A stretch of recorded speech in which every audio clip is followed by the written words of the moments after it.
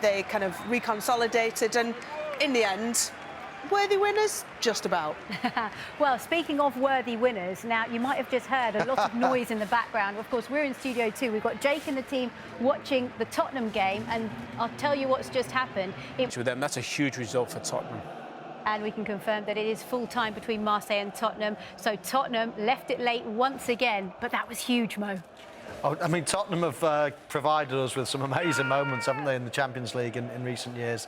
And this is another one. They've made their fans sweat, but they've done it in the end. It's a big result. Going 1-0 down, out of the tournament, and all of a sudden, you know, a lot of character shown. Do you know, bar Marseille, every team in that group took it in turns to top it. It was like musical chairs, Rachel. It was unbelievable. And from this studio, we had one eye on the Spurs game, maybe two eyes at time when ours was dwindling away at 0-0.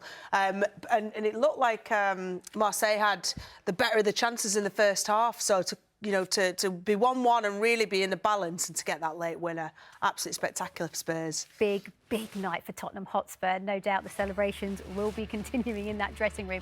OK, let's take a break. Let's take a breath. Right, it's time for us to take a break here, but afterwards we'll analyse the action on what ended up being a great night for Liverpool. Disappointment for Napoli, but they still top the group, but Liverpool turn out 2-0 winners. Well, Liverpool left it late, but they took all 3 points at Anfield. First goal from Mo Salah in the 85th minute to put them 1-0 up. And then it was that man there, Nunez, that doubled the lead to the delight of the Anfield support. So he scored 41 goals in European competition. Here he is speaking to Matt Smith. Mo, how does that feel? Much better, I guess. Yeah, to win against one of the best team in the world, one of the best coaches in the world. So it's always good feeling, but we just need to carry on. It's a good result for us. Hopefully it gives us more confidence and just need to focus now in the cup, then in the league, and just need to carry on.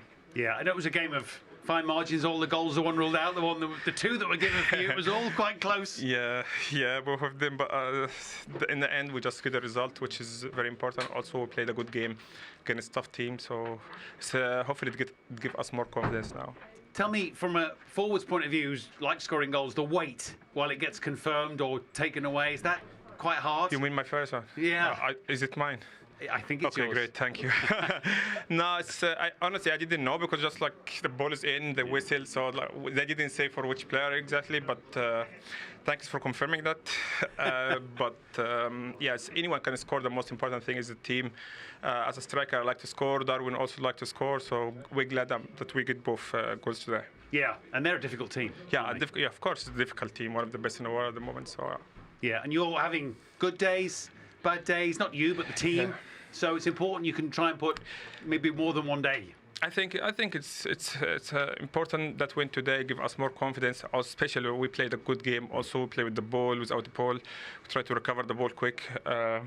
As you can see in the league, we're not doing great, but hopefully we that give us a little bit push, and we just need to win more games in the league. Yeah, and is it perhaps important to go back to what you know best, that shape that you play, the 4-3-3? Does everybody know their jobs a bit easier? Well, it's not my job, it's a gaffer job. So. But did it feel more comfortable for you? Yeah, but it's, any position make me comfortable. Like I'm happy about it. But I play for that position for 5-6 years. I have to say yes, that position is the best for me. But I'm not the manager. The manager decides the tactics, and as a player, you have to follow the leader. It was your goal. Well played. Thank you very much. Thanks a lot. Back to winning ways at Anfield, and they kept a clean sheet. It was job done for Liverpool tonight. From one Mo to another. Talk us through that goal then. Yeah, I mean, he'll be delighted that it was credited to him. You could see his face light up. Darwin Nunez, he rose well, headed it down, always difficult. And the goalkeeper made a decent enough save, but couldn't stop Mo Salah in the end. And I think he's bearing in on another record, isn't he, in terms of European goals? But yeah, it's a good night in the end for Liverpool. There've been a lot of pressure during the week, a lot of questions during the week, and I think they answered a lot of them today, even though the game was a bit of a dead rubber for them. So we can see there the first attempt just not over, but the second one well and truly was. Keeper will be disappointed with that, though. He's on his heels, and you can see that he's falling back into the goal. So the first one didn't quite go over the line, but because he is falling back on his heels, he can't recover in time to get that. But Mo Salah won't care. Yeah, and look, as you can see on the bottom of your screen there, he's level with Steven Gerrard on 41 goals for the most goals scored in European competition for Liverpool Football Club. But then came the second goal, and again, there was a little bit of confusion around this one as well, Owen. Yeah, but you know what? Again, it's Tsimikas whipping it absolutely a perfect ball. He did it on the first one, did it on the second one.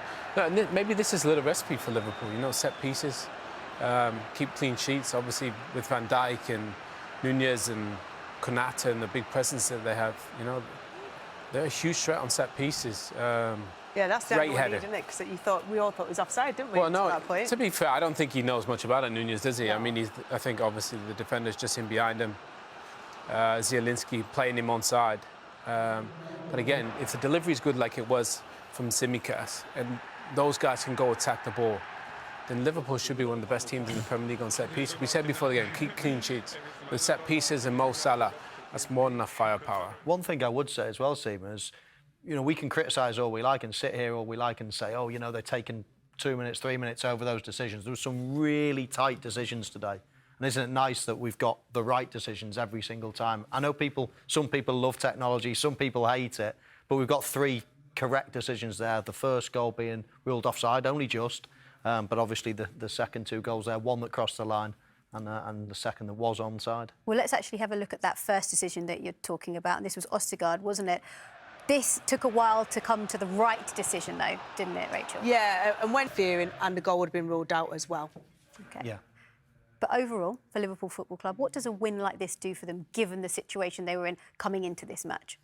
I think Mo Salah nailed it. You know, this is against one of the best teams in the world, the most informed team in Europe. So if you can keep a clean sheet against the highest scores in Serie A, the highest scores in the Champions League, you know, Rachel made the point. Trent Alexander-Arnold, he barely went over the middle line of the pitch. All the passes he played were from a deeper area because obviously I think they wanted to be more defensively solid. And you'd have to say it worked tonight. So credit to Jurgen Klopp and the players for, you know, working the game plan and being effective on the break. Yeah, and I guess the fans and the players wanted to show the reaction, didn't they, from that defeat to Leeds, and they did exactly that. Right, it's time for a break, after which we will head straight back to Anfield and bring you some post-match reaction and hear from that man there, Jurgen Klopp. Back with you in a moment.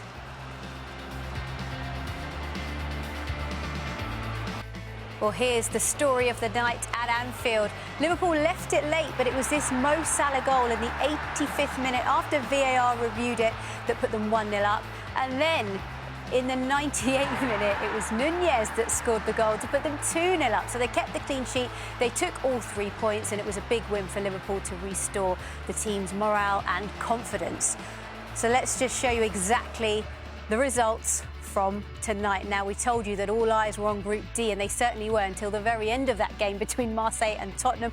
Tottenham came from behind to win it very, very late on, and that means they have topped the group, which means they, of course, qualify in first position, and there's just confirmation of Liverpool's 2-0 win over Napoli. Those 2 have qualified. But let's look at the bigger picture.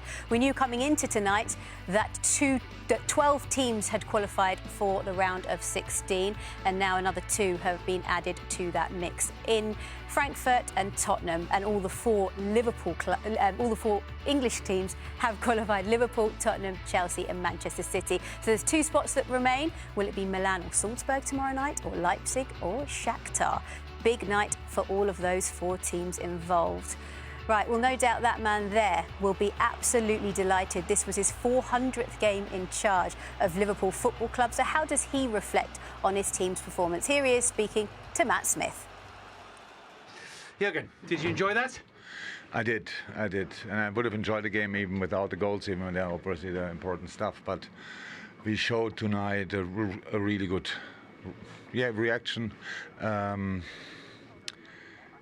Being compact makes all the difference. It makes all the difference. All of a sudden we have the challenges in the right spaces. All of a sudden we are difficult to play against. And I think really if you see what Napoli is able to do in the moment, for that it was a really, really good game for us in our situation, our moment, and with the few issues. But boys played a good game. We just played a good game. Very what is that? lot of courage. I saw the bravery, just go in the challenges, make a proper fight of it, and then 2 set pieces bring us to 3 points, and 15 points in the Champions League group is absolutely insane. Yeah, considering the start. Yeah. Is it too simple to say kind of back to basics? Is that too No, simple? that's fine. I would consider that rather as a compliment, to be honest. If you saw that, that's what we have to do. That's the start for everything, and so from that point of view, I was really happy with the performance. Yeah, Mo talked about trying to recover the ball quickly. That's a Liverpool trait, huh? Yeah, that's important, of course, as well. But it's not always because you only can recover the ball quickly after you lose it. But there are other situations when they have their build-up, and it's a real football-playing side. You have to be compact. In the first game, we were just in the first game against Napoli. We were just much too wide. No patience, nothing, and just tried to push through what we wanted, and then didn't react on what they did. And that was obviously much better tonight. And so I'm really happy. You mentioned before the match that Curtis would have to work hard in a strange position. He worked pretty hard. Yeah, he did. He played a good game. Played a really good game in both directions. I liked him, how he was involved in all our defending stuff, how the wings are responsible for keeping it together. So that's how it is. If they are too early out, then we are exposed. We cannot do that, especially the quality opponents we face constantly. So yeah, he did well. Yeah, 3 goals, 1 given, or 1 not given, 2 given for you. From a manager on the sidelines, is that weight? Is it tough? I heard it was some technical issues. Yeah, it took a long time. Yeah. So. Yeah, of course it's tough, but in the end for us tonight it was all right. Waiting long is okay when in the end it goes in your direction, so 3 times our direction. That's fine. I didn't see the first goal now. I think after that long time they probably made the right call. Yeah. So for us the same. So the 2 goals I saw back, and so that's fine. So Jurgen Klopp pleased with his team's performance. He mentioned Curtis Jones in that. Were you impressed with him? Yeah, I was. I've seen him a lot in that position, coming through the academy. Steve McManaman obviously mentioned it during his commentary as well. He's seen him even more than me. That's always been his position. You know, he's almost, because Liverpool have been so strong in those front 3 positions over the last 5 years or whatever, then he's hardly got a look in the position really he's grown up with and played in. And he's been shuffled back into the midfield 3. So it was nice to see him in a more advanced position today. He used to beat players, score goals. He was a real attacking threat, use his pace. But then, as I say, he got into the team as more of a midfielder. So nice to see him in that position, and he did himself a lot of justice. And I guess tonight's win also puts Liverpool in a good position ahead of their game at the weekend against Spurs. Well, they've got to make it count. You know, everyone thought they'd bounce back when they beat City 1-0, but then it didn't quite happen after that. So I think Jurgen Klopp, he alluded to in his interview, and we talked about it, the fact that they changed the tactic a little bit against an excellent team that's been free scoring. I want to see, you know, Jurgen Klopp's one of the best coaches in the world, no doubt, and he's the right coach to take this team forwards. But I think it'd be pleasing for him to see how they set up, how they executed the game plan, how it worked, and whether they'll take some of that into the Premier League or not. Lots of positives to build on from tonight?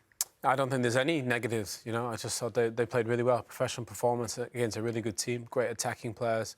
I think he'll be delighted with the response. You know, they're obviously still missing some key players. But I thought they performed really well in a moment when they've got a bit of adversity in the league especially. But they're flying in the Champions League. And I think champions, they don't give up that easily. You know, this has been an iconic team, really, in the last five years. And they're not going to go away quietly. So I think Klopp will be really proud of his players. I'm sure he will. OK, of course, there is more European football tomorrow night, and you've got plenty to look forward to. Now, just to show you that, of course, Shakhtar and Leipzig, that's an important game because Shakhtar go through with a win. Leipzig just need a point. You've got Chelsea at home to Dynamo Zagreb as well. We'll be at the Etihad for Manchester City against Sevilla. More important games to bring you as well as AC Milan will take on Salzburg. Milan need a point to qualify. Salzburg will go through if they win. So plenty of action, and we will keep across it all for you tomorrow. And don't forget that Champions League tonight is coming up next. You can watch all of the goals from tonight's Champions League games and have your say in the conversation using the hashtag UCL Tonight. Thank you for your company. It's been a pleasure. Thank you for yours on a night that all 4 English teams qualify for the knockout stages.